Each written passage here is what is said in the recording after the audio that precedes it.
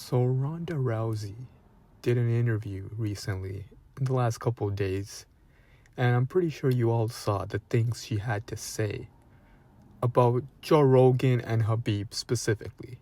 So getting right to it, she is getting a lot of hate about the things she said, and surprisingly, I actually agree with most of the things that she said.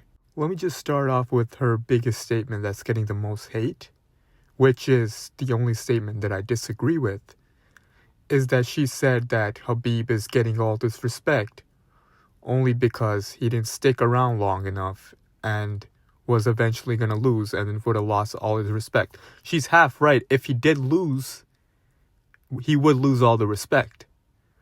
But where she's wrong is he wasn't going to lose. He wasn't Ronda Rousey. Ronda Rousey was a fraud. She got fraud checked by a boxer who transitioned to MMA, got kicked in the head, knocked out. So if she wants to play that game, she's not even close to what Khabib is, or was, or ever will be. But I believe the bigger point that she was trying to make was about the MMA fans in general, which she's honestly right about.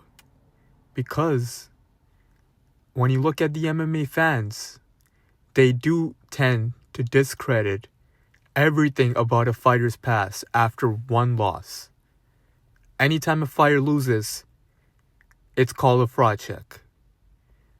No matter what a fighter has done in the past, it's all just discredited after one loss. And you can bring up the rare examples like George St. Pierre, like Demetrius Johnson, who lost and then still didn't lose their credibility. Those are special cases. George St. Pierre is literally the GOAT, or one of the GOATs. Demetrius Johnson is also up there. And the reason they didn't lose their respect is because they always came back after the losses and won. If George St. Pierre was to lose to Michael Bisping when he came back, do you think he would ever be talked about as the GOAT again? No. He went out on a win. And the losses he had, he came right back and avenged those losses. Now let's go back in time when George St. Pierre lost to Matt Serra. He would be called the biggest fraud in the history of the company in 2025. If this was to happen in 2025, MMA Twitter would have destroyed him for losing to Matt Serra.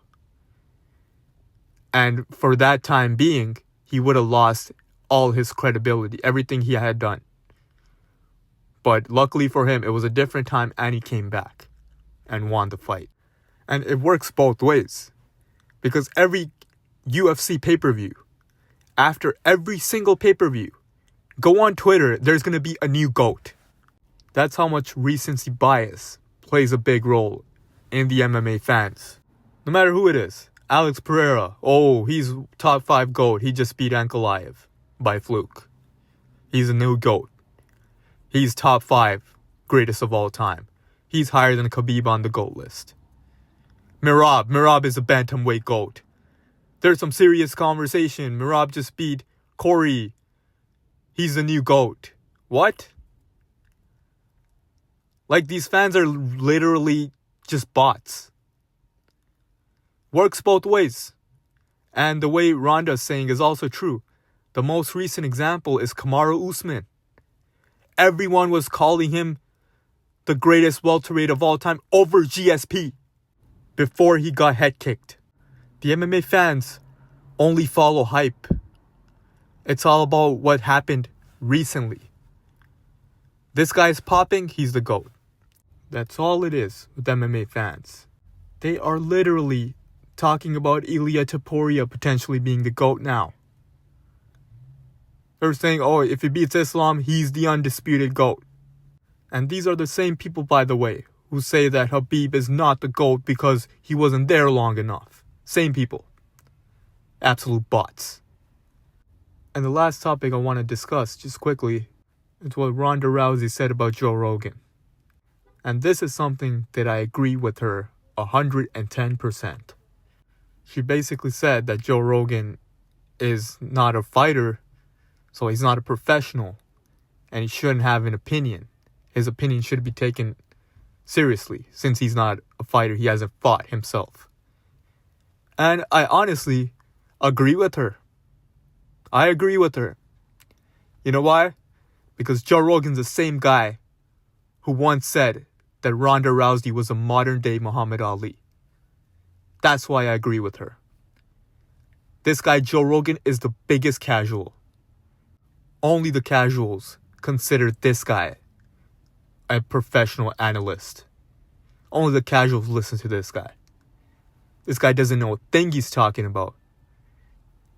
He's also the representative of the casuals on MMA Twitter, because this guy also only follows hype.